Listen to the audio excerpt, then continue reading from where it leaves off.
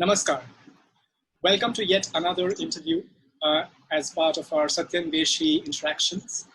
Today we have with us a very special guest, Mr. Anand Kadali.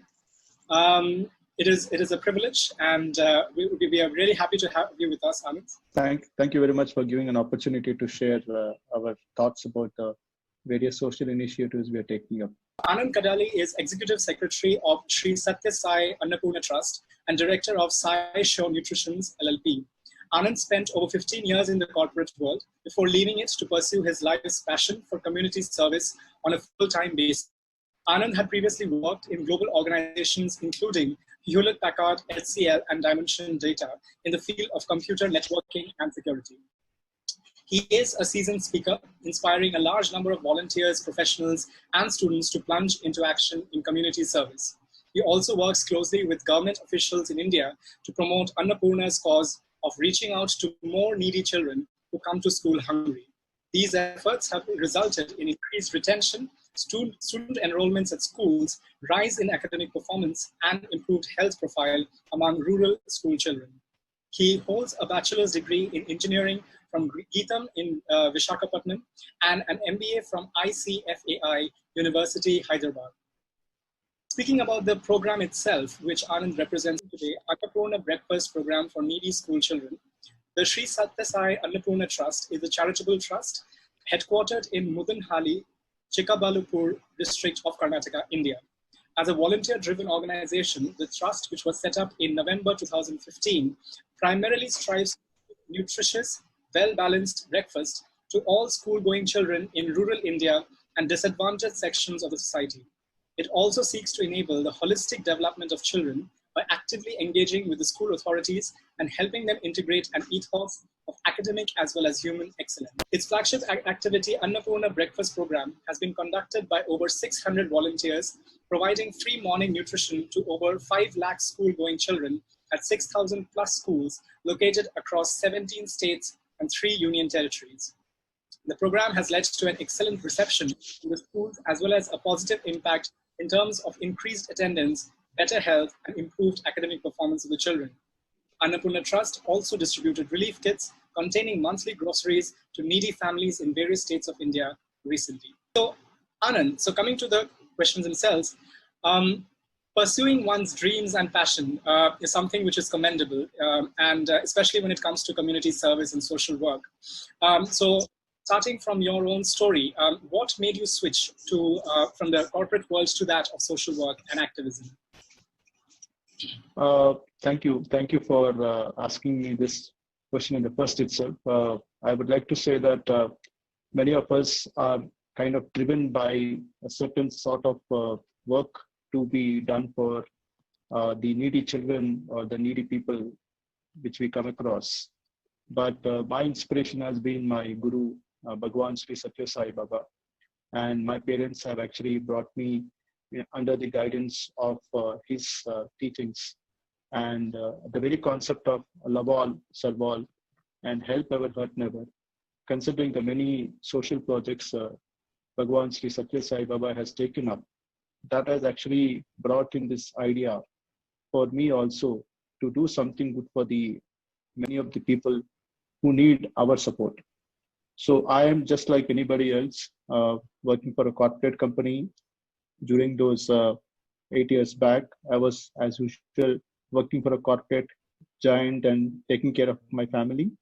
And somewhere down the lane, like how we do this Sunday service for the needy.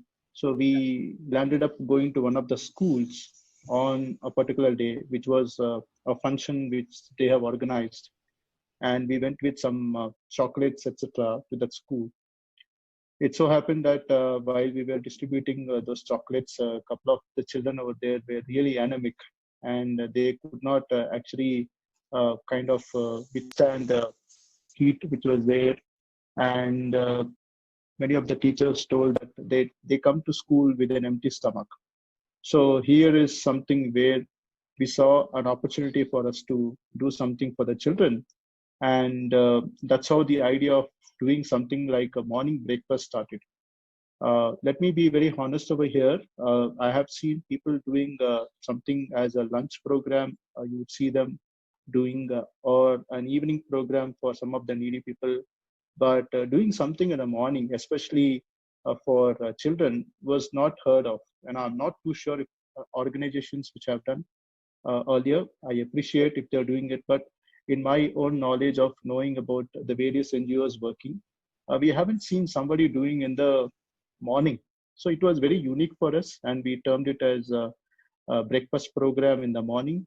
And we started doing this everyday morning, going to the school.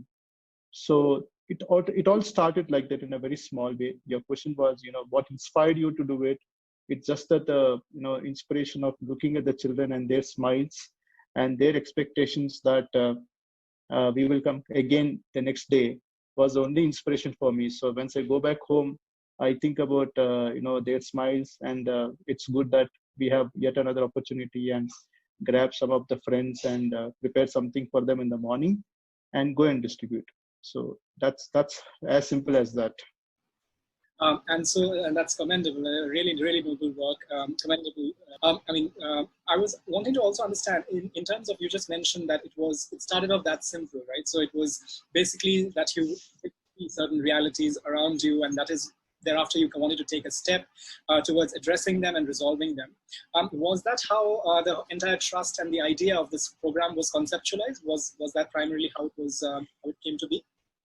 It was a hard step for many of us because getting up early morning, and most of us know early morning we get up and we have our own time for ourselves, reading a newspaper and watching television for some time or doing something else like a morning prayer.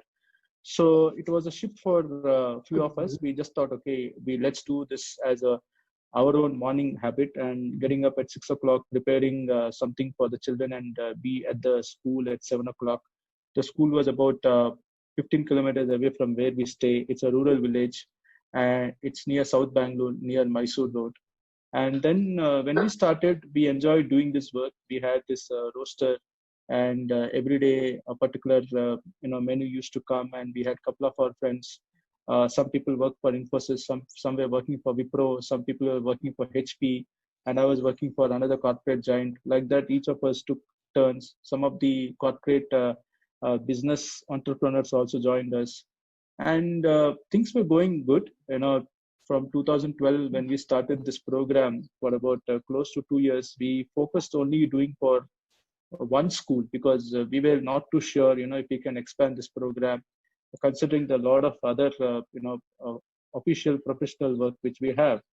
But later on, the teachers over there started kind of insisting, or rather, they were asking us to support them. And we picked up another 3 to 4 nearby schools. And we realized that, this is definitely making a good inroads because there has been proven attendance improvement, academic performance of the child is increasing. And more importantly, punctuality, because when you know that somebody is providing morning breakfast at the school, even you and me, when we were in our college times, imagine if we had been provided morning something to eat in the canteen completely free of cost. Naturally, we will go there first to have our own breakfast. So it's the same thing, same concept of making the child have his breakfast, and the kind of breakfast they had, we also had the same breakfast there. So there is no differentiation. So if there was a idli vada on that day, it is the same thing for us. We used to sit and have it. Chapati, sometimes dosa, sometimes something else. And just to make them happy, that we used to sit along with them, have our own breakfast, and we used to go from there to our offices. So morning starts at 6 o'clock, and from there straight to office so that you're on time. And then you finish your work and come back by evening 7 o'clock, plan for next day's itinerary. But the question is, when we did for 2 years, people were asking us, how do you raise your support system? How can you present yourself as a registered entity, which is very much important because today, till now, you've been doing it as a work from your experience, and many of the people are coming forward and doing it. But there should be an entity to, represent. And that's when we have formed Sri Satya Sai Annapurna Trust. Yeah, it isn't so easy to form a trust. We had to go through a bit of understanding how a trust needs to function, and we brought in trustees to head this program. And thanks to the government of Karnataka support, we got the relevant permissions for our ATG and 12-year certificates, because we had a proven 3-year track record of our work done, appreciation letters, government support. It all helped us to get everything in place by 2015. So November 2015, when we operated officially as Annapurna Trust, we flagged off our first project of taking up 90 schools. That was the idea we had, and 90 rural schools. We are not looking at trying to do for urban schools, and this went on to in searching for the right district as well. So we didn't want to go something away from our place of work. So right next to Bangalore, there is this district called Chikbalapur district. It's about 1.5 hour drive for us to reach that place. So it was easy for us. So we identified this particular rural district to take up our first project, took the government permissions, and that's how we started. Really, really nice. So, I mean, when it comes to underprivileged children, I think there are a lot of varied issues and problems that need to be addressed. So to just give a little bit of statistics here, I mean, in India, less than half of India's children from the age of 6 to 14, go to school. 70 in every 1,000 children in India do not see their first birthday. That is the mortality rate out there. 74% of children below the age of 3 months are anemic, and more than 50% of Indian children are malnourished as it stands. So according to you, I mean, obviously there needs to be a multi-pronged approach and a comprehensive kind of plan to go forward with it. But what are the greatest challenges that, because you have worked very closely and, have been in touch with children, for underprivileged children, what are the greatest challenges that you see them facing today, and what are the ways one can kind of address them in a proper manner? Yeah, so before I can explain those challenges, let me also kind of share certain processes which we started doing it, which can actually correlate to the challenges. So the first and foremost thing is, how are you doing this breakfast program? So we don't have large mega kitchens as such, where we prepare the breakfast and deliver it to the schools. The idea behind is we want to involve the local village communities as well. We also want to involve the teachers of the school. We also wanted to involve our own volunteers to come and join. And we also would like to involve the government. So it's a decentralized model. So every school had 3 stakeholders. One is the volunteer from our end. We had the teacher and the cook as another stakeholder. And we had the larger government of Karnataka to support this program. So if you go back and see, the support staff for Annapurna is close to 6,000. Support staff members are there, and these members are basically the school teachers and the cooks over there. So when we had this decentralized model, the scaling was very fast. It was very easy, and one after the other, people started calling and asking for starting the breakfast program. And it's very simple, if you can help us get the right village community head and school teacher and a cook. And what will Annapurna do? Annapurna will help in providing the 1 month dry ration item. So it's similar to what you and me, when the month end approaches, we go to our stores and we take for complete 1 month, whatever is needed for us. Same is the case. Here also, we know what needs to be provided on which day, and we actually formulated the entire roster. And once the roster is formulated, they're very clear. And we used to tell, this is the box which contains the rice, the dal, the oil, everything which is needed. And it was given to the school authorities with all the sign-offs. And then a report was also given to the government education department so that everything is clear. So this box which contains this whole items was used for preparing the breakfast. And our volunteer used to go there, check the food, how it has been prepared, what kind of taste, if they are liking it or not. And so the whole thing of quality assurance was also happening. So coming back to your question was, what are the various challenges which you faced, considering that this logistics, which required not more of machinery, but more of people. It's just a concept of people management than the machinery over here. So 2 things happened. Very, very much positive was the engagement from the local communities. But at the same time, I would say, no activity is simple. It has to go through its own challenges. So many of the schools had a bit of, I would say, thinking whether we will be able to sustain this model, because that's also very important, because you're playing with the children. Please understand, you're giving it to children. And if you don't give it to them next day, what will happen? So that was also very honest. So we said, no, we will definitely ensure that this happens on a day-to-day basis. So that confidence level was the first thing which we had to bring in. That was number one. That was initially a challenge, though not now. Second was logistics was provided to the cooks, and very gratefully, I would say they have been so meticulous in the usage of those grains and whatever food grains which we gave. So we believed in them. We never had this cross-checking happening whether it's been used or not, because they had this comfort level with us. So we built that self-belief in them, that we don't generally come up and check every time now and then. Having said that, any couple of cases we came across, so we have to take our action. So we have to once again go and counsel them. So I wouldn't say 100% we were absolutely, not absolutely able to drive the program. One or two cases happened where, a bit of pilferage would have happened knowingly or unknowingly, but still we addressed it. So that's not a problem. But the question over here is that we were able to address this morning nutrition for school-going children. But then we realized that many of the children are highly anemic. And the breakfast program which we started is always good for them to, keep themselves attend to in the class. But their overall health posture still needed those micronutrients. We call it as something like some boost or a Complan or a Horlicks, which generally we tend to have at our home. It was missing in these children. So we thought, we should also address this malnutrition as an aspect. And so government over here gives the milk powder. So we had our own, manufactured, SciSure. We call it as SciSure Health Mix. It's quite similar to Pediasure. Most of us use this word called Sure, Pediasure. So like that, we had this SciSure micronutrient health mix, which is manufactured by our outsourced partners. We have a formulation for that with all the right vitamins, minerals, carbohydrates, everything which is more needed for a child. And then this SciSure was FSSAI certified.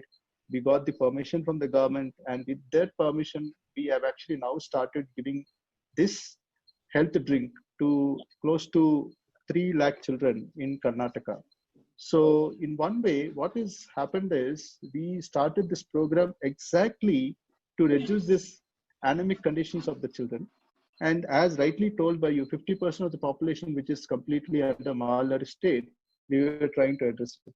So the whole tagline of we are called as a own nutrition program or a morning breakfast program, we slightly changed it. We want to say we are only just not morning breakfast. We are deep into it. We're trying to address the nutrition needs of a child. To an extent, either you and me may not be even having it. For example, a child needs that particular highly nutritious health mix powders, which we are giving it. But I'm telling you, we may not be having that in our own body. So we also had to, show a way to elders, to adults, to teachers, also to have this nutrition milk powders, so that it will help you to have a higher immunity to any of the diseases which might come up later.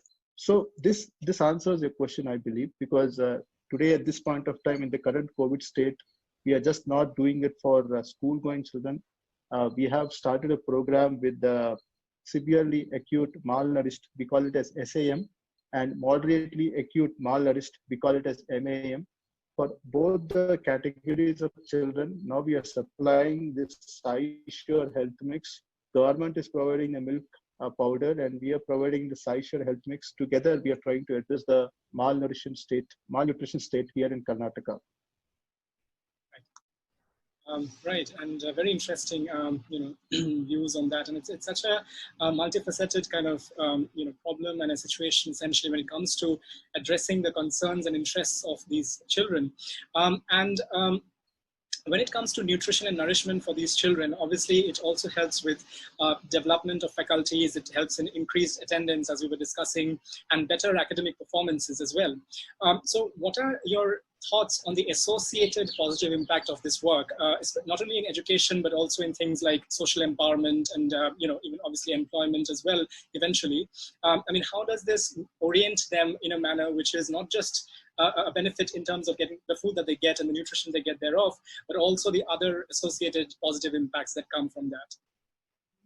Yeah. So firstly, the more important point which I would like to share is the scale at which we were doing this. So we started, increasing our scale to other states as well. Many of the volunteers came from other states like Andhra Pradesh, Telangana, Puducherry, Tamil Nadu, and various other places. Wherever we had our volunteers, they've all pitched in. But the whole idea how they actually came to us is a bit different.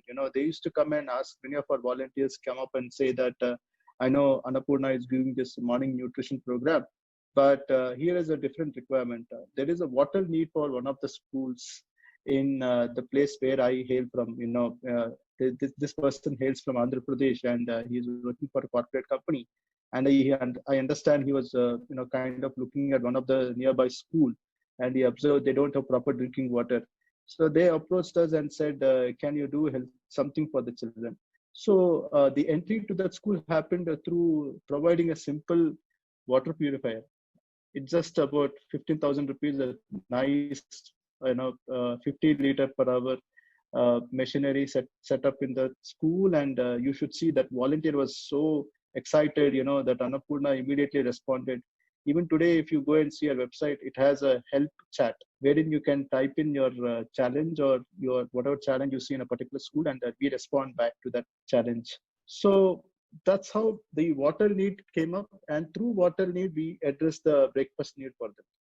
And not naturally, the teacher used to say there are certain children who are very anemic, or they are not eating properly, or they have some issue with their eyes, with their nose, with their tongue, or could be any part, could be some disease which we can definitely support them. So naturally we brought in doctors. We used to do this health screening for the children. We call it as Divine Mother and Child Health Program. And under this program we bring in doctors. They do the screening of the children, and quite a lot of them, at least to my knowledge, out of 100, if you see, at least 20 to 30 children needed spectacles, and because they could not even read out what was put on the blackboard. And sorry to say this, 4 to 5 hearing machines were needed, because some children could not even hear what they were saying. And like this, just not nutrition, we started focusing on water needs. And then with that small initiative of putting a water purifier, now we have set up large drinking water plants in about close to 30 villages across various parts of India. And it was addressing the need of close to 5 lakh village elders, children, everybody to an extent possible. And most importantly, the other aspect was, addressing the need of toilets construction. It's a fact that many of the children, especially girl children, do not come to schools after their 6th grade or 7th grade. And, we know the reasons why they don't come. So the whole idea was just to see how we can set up a simple girls' toilet in the school. And that made a lot of difference. So we started investing our time, putting up these toilets constructed wherever needed, and urinals, boys separately and girls separately. So like this, when we started doing it, it encouraged much of the girls to come back to schools. It's not the case everywhere. I wouldn't say it's the case in all the villages and all the schools. Certain exception, wherever there is a need, definitely we used to go and pitch in over there. So that's how the sanitation came into picture. And lastly, and most importantly, keeping yourself very clean. Many of the children, do not have the right hygiene in place. To an extent, we used to even give toothbrushes, toothpaste, chappals to wear, proper dressing, and also a bit of sanitizers, hand sanitizers, soaps, to take it back to home and use them. Oil, home, everything. It's basically, we would say go back come very well dressed for tomorrow's class. So, and I'm very happy to tell you, when we gave this next day, you should see the way they come to school. They come like absolute. The right word to use is we are so decorated themselves. They come to the school and they are so, they have used whatever has been given by us. So likewise, just not nutrition, healthcare, water, sanitation also started becoming a part of our program, and it is really uh, uh, interesting to tell that this led to proper education as well. Children who are sometime earlier were not able to study well, they started performing well. And in the course of time, we have also identified some of the children who wanted extra education support, sponsorship of some sort required. So we identified children who are moving from 5th grade to 6th grade, and then we kept them in good schools. Satya Sai schools are available in India, and especially in Karnataka, there are new schools coming up under Satya Sai educational institutions, and we identified such children and we put them into this schools. So by doing so, what we brought in is another concept called as each one educate one. So the idea was, because the overall thing is to take care of a child's hostel needs, because education is free in Satya Sai schools, but the hostel needs, whatever is needed for the child, that's been taken care by one of our one of our volunteer. So what the volunteer does is, I will take care of this particular boy or girl's complete educational sponsorship. So no pressure on anybody. It's very simple. It could be about 25,000 to 27,000 a year, and he's to accept of each one, educate one. So like that, we brought in the education aspect also through breakfast program. Excellent. So, obviously there was a comprehensive plan of sorts, and you have expanded and diversified so much in terms of the interests of these children. My next question is slightly different from this particular subject, and it has more to do with the whole idea of social work and charitable aspects of our lives. In today's fast-paced, cutthroat world, altruism and charitable aspects often take a backseat for many people. And that is why, as I started this interview, I wanted to highlight that it is commendable that you pursued this passion of yours. But according to you, what are the ways in which one could involve, engage, spur and encourage these key aspects of humanity? In terms of community work, in terms of social work, in terms of helping, the people who do require help, or who we could engage with on these subjects. What are your thoughts on that? See, I would say there are 3 points to highlight over here. I wouldn't say that people have to do some large programs for the community. It all starts at your home. When I say at your home, you keep your children at home and your family at home happy. That's the first beginning. Okay, so you need to ensure that you help them first. So keep your home first in the right direction. Help them whatever the needs are, because while doing so, you become compassionate. You become much more loving to your children or to your family members. Imagine when you're sharing their load of work, they also feel happy, and there is this concept of happiness spread to the entire family happens. So when you do that, naturally your compassion brings into the next step, which is a very simple thing like helping your own housemaid. For example, somebody comes to your home to help. We don't know her story. Basically you ask, she probably might be having a boy or a girl studying in some government school, or some support is needed. Whatever best you can do, you can always do for such kind of scenarios. And that's how we also share and care for outsiders. So it all begins at home. A simple thing like this, just imagine, for a festival which you celebrate at home, you prepare some sweets or you buy clothes for the housemaid's son or a daughter. Imagine the kind of happiness the maid will have, So they feel so happy that, we have met such a wonderful family. Start like that, very simple.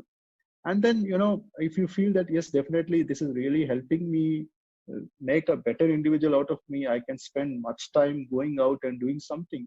Start very small, try to identify a nearby, I'm sure definitely will find a nearby government school, or it could be a slum area where are some needy children are there or some needy poor families are there, whatever best you can do, you do not do something every day. Whatever best you feel like you can do, you do it out there. But the idea is just not keeping it and doing it to yourself. If you can bring in 2 or 3 members in your community, just tell them, hey, it would be nice if we can do something for this particular group of members. They're kind of really different state or difficult state. So if you can inspire them and join and make them join, that definitely is the only way, I would say. I am not saying that please join Annapurna or please join any of our activities. Very simple. This whole Annapurna concept was started not to tell that we are doing for 5 lakh children or tomorrow we'll do for 10 lakh or 50 lakh children. The idea is Annapurna is just a volunteer program. It's a people's movement. You get inspired by watching movies, you get inspired by looking at work which is happening outside. Just like that, Annapurna is also. You look at Annapurna website, if you are inspired by doing by what they are doing, maybe you can also do something in a small way and just slowly make it happen. So that's the only advice I have for people. We definitely see there's a lot of traction for doing good work, and every time you do something good, naturally the outcome will be trying to do much more bigger than what you did earlier, and that's how you can measure yourself as well. Right. Going back to your initiative and the Annapurna program as well. I mean, you I think briefly mentioned about quality control, and I mean also about the nutritional aspect of things. Nutrition is obviously about providing and obtaining the kind of food that is required for growth and an all-rounded development. Physically, mentally, in various ways. So in terms of specifically about quality control and the nutritional aspect of the food that is provided, I think you briefly mentioned about that in one of your previous responses. What are the steps, what are the checks and balances, what are the things that are done by your program to ensure that that is given to the student, to the children? Yeah, so valid question. I would say it all starts with me. When I say quality control, the kind of food grains which is being given to the children, the same thing is also used at my home. Right. That's how I measure myself. So in fact, I would say the higher quality is given to them, and then we would rather get kind of used to whatever we are used to having at home. So that's the first way to begin. We never want to go with a different concept. Give the best to the child, ensure the child gets the right nutrition. All it matters is an extra expense of 10 to 15%, but that should not differ your attitude to children who are really needy. The concept is like this, more than the giver like us, the receiver is greater, because the person who is getting, he is giving an opportunity for us to do some activity. So we should always feel humbled that we are getting an opportunity. It's like this, if a relative comes to your home, or if you go to a relative's house, you go with a good, I would say nice quality sweets and just go and give it to them, or a good quality fruits to them. So how you're showing the respect for them. Same thing happens over here as well. So this is exactly the concept we use for quality.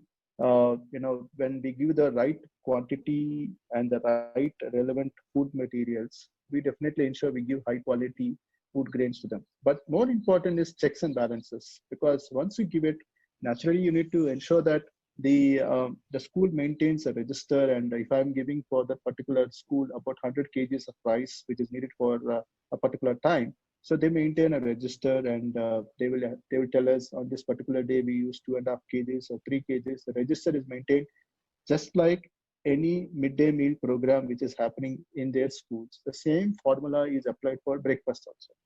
If the government gives for the midday meal program in these rural schools a set of ration, and they maintain a register, the same thing happens with Annapurna. So it is quite simple for them. In fact, the idea of this quality, checks and balances were actually given by teachers only. They said, sir, you give us this ration items and we will tell you how to get it checked and balanced. Because as I told you, we are new to this whole thing about 3 to 4 years back. We were just learning, and for every good work you do, naturally the laws of nature came forward and they helped us as well. And it helped us to do it in the right way. And one last thing about this checks and balances as well. Sometimes you'll be surprised to hear that there would be an additional food grains which are still left over. And the teachers used to call up and say, sir, I already have for the next month an extra portion of food grains. So better you don't send me the same extra amount. I can balance with this, and you can send me whatever is remaining. Look at the whole thing of self-belief, self-confidence, and confidence in them that they can drive this program, number one, and giving us the confidence also. Sir, you don't worry, we have this food grains, you just need to. And sometimes it so happens that because of some paucity of time, maybe the grains were not delivered on time to them. There were certain occasions where we could not deliver it on time. During those times, they used to talk to a local village vendor, and they used to get those extra rice grains or oil packets or whatever, and continue the program. And they just used to say, sir, we have managed for this 3-4 days time. You don't need to worry. Of course, we used to go back and pay the vendor from where they have got it. But look at how they have come forward. They have gone to an extent of helping us in a larger extent. So quality assurance is something as a concept is definitely an involvement of both us as well as the school authorities and the local village panchayats. And we are able to do it quite considerably without any challenges. So, I mean, that covers the quality control bit of it. In terms of the nutritional, constituents, basically, I mean, a growing child obviously has certain very specific requirements, for instance. So is there a way in which a plan or way of going about with providing the necessary nutritional requirements, is done under this program, the program? Yeah, absolutely. So, when we started this program, first and foremost, we always think the child, what the child likes. The simplest thing for me is to just ask my own child, what do you like? He'll say, I like puri, or he'll say, I like dosa, or I like idli. I don't like upma. He'll very clearly say, I don't like upma. Or he'll say, I don't like this particular thing, which is absolutely a fact. Sometimes people don't like that particular model of upma which has been prepared. So we go and talk to the children and we ask them, what is that you like? So because that's when you get to make it more interesting for them. And they tell this is what they like. They like poha, especially if you go and see in Maharashtra, Pune, or if you like to go and see somewhere towards the north of India, they like poha. And poha was never a plan in our menu of items. So because we are all South Indians and we are good at eating rice or something related to idli, dosa, etc. And so the regional palette used to change. So what we used to do is, once we know this is the regional palette, we used to bring in the right nutritionists into our foray, and we used to ask them how we can bring in the other part. For example, if you give just rice, it's only carbohydrates. So we try to bring in something like proteins or vitamins. We bring in groundnuts. We get some groundnut chutney done, or a curry made out of groundnuts. Various other vegetables which are needed, carrots, brinjal. These things bring in a lot of much needed other nutrition which is required for the child. And so likewise, we are very meticulous. If you go and see our website, we have 3 nutritionists with us, and they help us in telling us which is the right model for which region. And accordingly, we have been kind of making it. Sometimes we may not be able to give the same variety, a different variety all the 6 days. Sometimes it would repeat. For example, if I'm giving something like chapati on Monday, the same thing will also be on Friday also, because that's what they like. So we need to slightly change it. So Tuesdays it could be a poha, Wednesday it could be idli, or Thursday it could be rice khichdi. All these items just take only half an hour to prepare.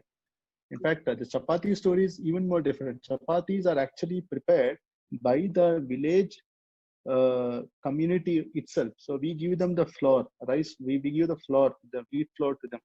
We give them oil also to whatever they need for making the chapatis, and they prepare. One house prepares 10 chapatis. So like that, there are 10 houses and they prepare 100 chapatis.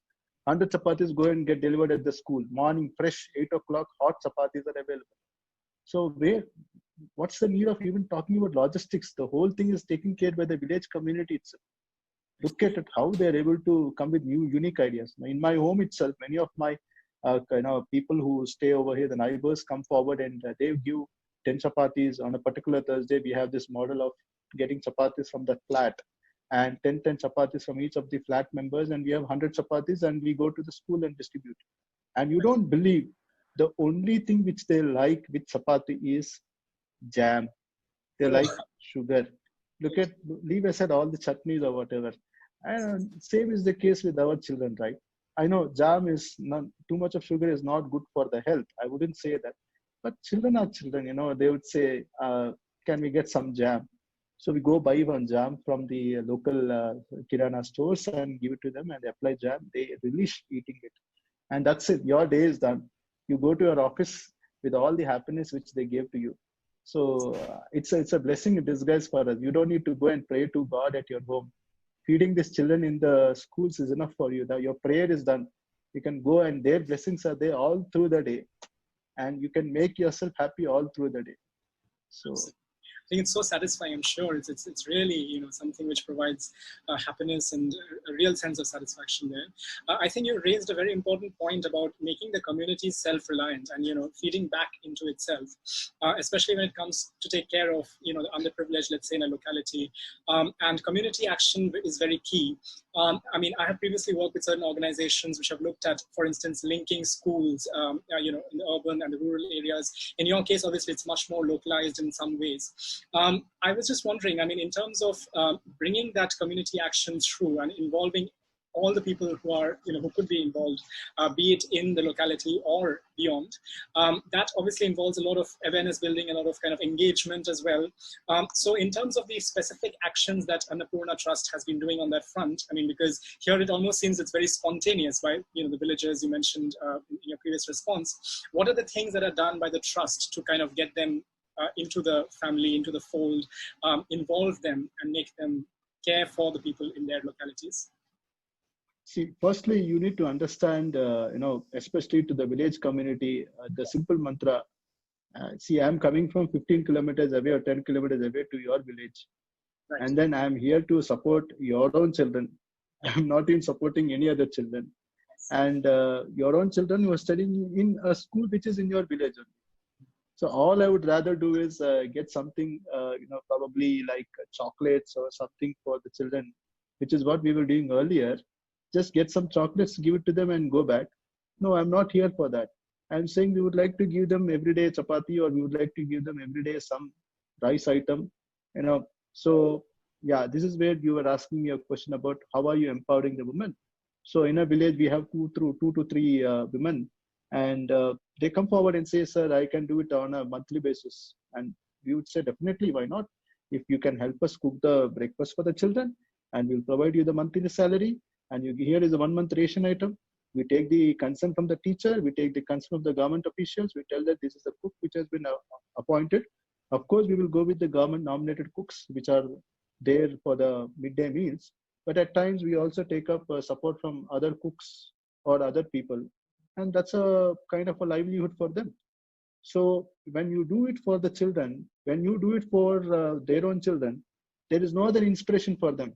They understand that you're doing it for my children. So what is inspiration for me? So I call one woman and I say, please call 3 to 4 of your community members. Within an hour, you'll find about 30 to 40 of them standing over there. And then you can bring in the whole concept of breakfast program, what we want to do. So the question which will only rise in their mind is that, why only our village? So because you have gone to this village, I know there are many other villages. Why is that you want to do? There's so many villages like that. Somehow we have found this village through some reference. One of my friend has told, there is a known contact of mine over here. Why don't we do it over here? So we just landed over there. There's no other hidden interest for us. So we started doing over there, and they feel so happy that, just not breakfast. We are trying to do some healthcare for them. We are also trying to get some water facilities for them. Naturally, the word of mouth spreads. Then, the other village comes to know about Annapurna Trust, which is coming up and doing something good for their village. So they come back and ask us, sir, we will also prepare breakfast for our children. Please come to our village. Then I would say, why not? We'll definitely come to your village also. So now you might ask me a question, or I'll ask a question back to you. Where is this whole sense of inspiring them? You don't need to inspire them. They naturally become inspired looking at what is happening in the neighbor's village, and they'll come forward to do it. And you don't believe, I'm not so much concerned about the village community. I am so happy to tell you the teachers who are the ones who actually take all the efforts to make the child study, they are extremely happy, because they used to tell us, earlier we were actually teaching to empty stomachs. Leave aside children who are there, all they could see is empty stomachs. And today I know when they come to school, there is something in their stomach, and I know it can sustain them for the next 3 hours before the midday meals is served. That's it. That makes them more interested. And they say, sir, you have to come to our school and start this program. I will take care of the entire logistics. Gas, vegetables, cooks, leave it to me, I'll handle it. Please get us that 1 month ration item. No, that's what we are able to do. Talk to a local general stores over there. Tell them, get me good quality items. Deliver it at the school. That's it. A simple thing like this, where you're able to give one box containing all these food grains, that makes the entire thing work. And who does it? Not Annapurna volunteers. The local staff does it over there. Local cooks do it over there. Local school teachers do it over there. That's how we're able to scale it faster. And that's absolutely, I think that spontaneous, what would you call it, self-organization almost, and self-inspiration. I mean, just being inspired because of the realities, because of the way in which this is such a relevant thing for people around, their children as well. So I think that is a beautiful thought, and I think that is a truth that will go forward. But I also, one point which comes to mind is the fact that this also obviously has to be a larger comprehensive program in the country. So for instance, food security is such an issue. I mean, we were discussing the statistics before. And in this, the private sector, the public sector, the government, media, civil society, there is a need for a greater outreach also in certain ways, because, one may have certain pockets which one can cater to, and one really would do a great job. And your trust has been doing an absolutely tremendously beautiful job there. But at the same time, I mean, if you were to yourself look at the place beyond this, like, go a step higher, looking at the countrywide issue as such, from your experience, what do you think is the most effective way to kind of engage with these other stakeholders as well, such that this larger problem of food security, especially for underprivileged students and children, is kind of addressed in an effective manner? See, I would say we were initially trying to bring this concept of breakfast program for the children, and it is a concept very new for many of the people. So we have to prove ourselves. I would say a lot of volunteers need to go back and tell that yes, it is impacting their livelihoods, etc. So this took close to about 5 years. 2012 we started, 2017 till 2017 we were doing in our own way. And slowly, when people realize this program is really impacting, I would say governments, states came forward, and they actually understood the whole model, and they actually wanted us to see how we can start over there. In fact, I would say I am very much grateful to them, because they have extreme support which they give for many of the NGOs who come forward to support them. It's not the other way around. So it's just that you need to have your things in place, a process in place, the quality checks in place. If you have everything in place, government always invites external parties to come and join them. So considering this as a concept, when we started this program, governments came forward and they started giving, rice and grains to us, because they're anyways giving it for midday meals. For midday meals, they're anyways giving rice and grains, food grains, etc., which are needed, dal, pulses, etc. So naturally, it's just a matter of giving another 10 to 15% of the needs for the breakfast. So that's the first step they took. Now, the second step is about trying to see, till now we are able to do it in our own limited capacities. Now, the larger thing is to engage Food Corporation of India, all this, the organizations which definitely can support us. So we have taken those right steps. We have approached them and we have talked about what we are doing it, how we are doing it, especially the SciSure micronutrient health mix, which I spoke about, the way we can actually prepare that SciSure, taking the food grains, because many of the grains sometimes might also be, they may not be used for a long time, for whatever reasons, storage issues, etc. So how we can avoid such scenarios? All you need to do is, if you can probably give those grains to us, we can actually turn them into, health mix powder for the child. And that will help in one way. And second is, help in the same way how a child gets a midday meals, help us in a similar way for the child in getting breakfast program. It need not be Annapurna breakfast program. The concept is not to say It has to be Annapurna Trust which has to do this program. We are only trying to give a thought to the government, and we are only executing and showing it to them how it can be done. And a lot of other governments have now realized, if you go and see the latest national education policy, they have clear guidelines now. Go and see there, it is very much mentioned that government is now going to initiate breakfast program for all the school children. It was never there earlier. And you might ask us, how did this whole concept has arisen? Maybe Annapurna was one of the case study for them. Maybe it could be one of the reasons, or some other NGO has also done something on the morning nutrition. That made them understand, yes, definitely a breakfast program is needed.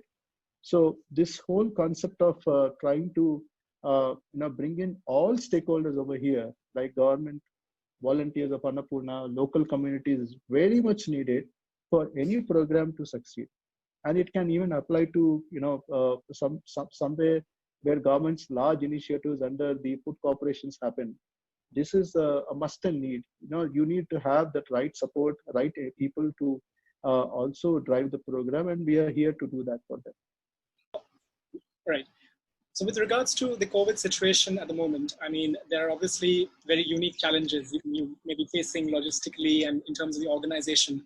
And with respect to food security and especially access to the basic amenities and food being a very important part of it, what do you see as the challenges firstly, obviously, and also the ways in which your organization has been addressing it, has been kind of resolving and tackling it, and more broadly in terms of the food security, the distribution systems, the problems faced on the ground in the grassroots with this pandemic that has come to be. What are the ways that we can see going forward in which they are not affected as badly as they would be otherwise?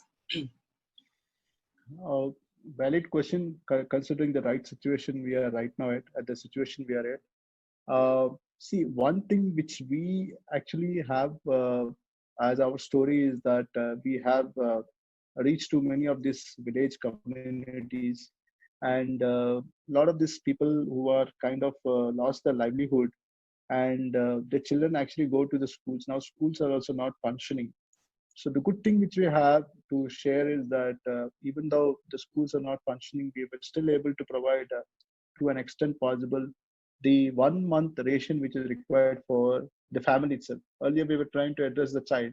Now we are addressing the child and along with him the parents as well. So what happened in this whole course of engagement, we engaged with the government of Karnataka, and they identified as two projects. One is a project which I spoke about, the SAM and the MAM, severely acute malnourished and moderately acute malnourished children. Considering the current COVID state, the status would have even more been miserable. So the idea was to provide some sort of nutrition for such kind of children. So we are addressing that. But more importantly, the second project, which is a known thing to all of us, is providing the food grains. So we have a mechanism in place. We already have a logistics chain in place. We know where to go and deliver our food grains. So same thing continues over here. So it's just that we were giving earlier 1 box for one school. Now we started giving 10 smaller boxes, because there are 10 needy families in that community, and we are trying to address it. That is number one. Number two, even the cooks who are kind of a part of our backbone, for them itself we started providing a 1 month ration item. And you would be surprised to know that we have done it very silently. We have not even made them know that it is Annapurna Trust which was providing it till the last minute. Last minute, we got all the items. We called up the authorities and we told we are giving this to the family. Look at the way how we did it. And there's also one more thing which is happening right now. We are providing the 1 month salary to all the cooks, whoever is engaged with us, without any services. We are just telling that you need this at this point of time. So leave aside everything else. You don't need to do any social service for us, nothing. You're not doing anything at this point of time. No schools are there, no service is happening, but yet we provide that 1 month salaries to the cooks. Just look at it. They would have kind of got elated the way this organization is supporting them in these tough times. If not now, when can we support them? Now we are trying to go and try to also help some of the teachers. There are teachers from private schools. They have written letters in our website. As I told you, we have a chat box and you can type over there your challenge, and they have written letter to us. They have written a letter to us. We are about 50 teachers, private school teachers, working for a so and so region, and we don't have means to work, or we don't have this particular food grains. So immediately what we did, we responded back to them, and we told them, look, we will send our volunteer. Please identify a local village vendor, and please take those items and give us the bill, and we will make the payment. And our volunteer goes there and executes the program, takes a couple of pictures which are needed for our auditor to ensure that we have proper checks and balances for everything which we do. Incidentally, you don't believe there are letters which are coming from auto drivers, and many of these people who have no more means, and they say, I'm an auto driver, I'm working at so and so place, can you help me? It's like you would see this only in cinemas, where you go to a website, you would have heard about a particular website, and you go there and you type over here their problem, and there's one person coming back and helping you. Auto driver is sending a message. Immediately I get to know the mobile number of the person. I call him and say, hey, what is your problem? So he says, sir, I have this problem. Genuine problems. These are not spam messages or fake mails. No, that also we can easily identify. Genuine problems. They come back and say, this is the problem I'm facing. Straight away, within a day's time, we will go and respond to him. Imagine the whole of happiness he would have had. He will never forget about the effort which has been done through technology, through using website, and he typing some message and we responding back to him. No connect at all. We don't even know. No Zoom call, no Facebook call, no Google Meet chat, nothing. I don't even know about him. No idea about who is this guy. But I understand there's a genuine need. The genuine need is there. Technology can be used. If I'm not able to give them the food grains, Google Pay is there, Paytm is there, Phone Pay is there. Please give your mobile number. I'll transfer some money to you. Maybe that will help you. Look at it. Within an hour's time, you're able to make a person happy. So likewise, this is, I would say, an opportunity for many of our volunteers to help us, because our fellow pilgrims, our fellow brothers who are suffering, we are all safe. Today, we and me are talking together in this call, and we are safe at our homes. There are many more people who are not safe. And if somebody comes forward and asks for, that is the time where you need to help them. Likewise, we started doing this whole program. I wouldn't say there are challenges for us in this whole distribution channel. It's just that we got much more opportunities. People even today also of various professions, teachers, lawyers. We have also supported policemen, for all that they've been doing a fantastic job of controlling the entire lockdown period. We used to go and provide them food, lunch packets to them. We, to an extent, raincoats. Some places it was raining heavily, and we used to go and give raincoats, set up shamiyanas so that they can sit up at one place in a red hot, scorching sun. All these things, may not count.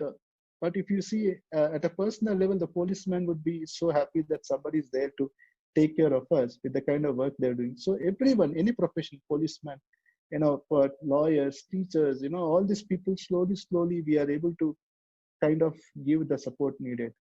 And it's an exciting journey to tell you that till date, we have touched about 50,000 families, providing the grocery kits for them, and about another close to 50,000 children are separately being provided this SciSure health mix. So overall, we are doing our best. No need to talk about numbers, how many children we have touched, how many families we have touched. That's not the idea behind this. But what is more interesting to tell you is the stories which we come to hear from them, and how they give us an opportunity to serve them. So I'm more excited to see what all messages come on my website and on our website, and how we can respond back. Absolutely. I think, as you rightly said, it's about the sense of it, brothers and sisters who need us as we all move along. And it's not about just serving someone. There's this idea in Vedanta, for instance, that when you serve somebody, you are basically serving oneself, in a manner of speaking. So it's this beautiful idea, this beautiful dharmic thought, which is very important. And I think what you guys have been doing, what your organization, the trust, is doing is commendable.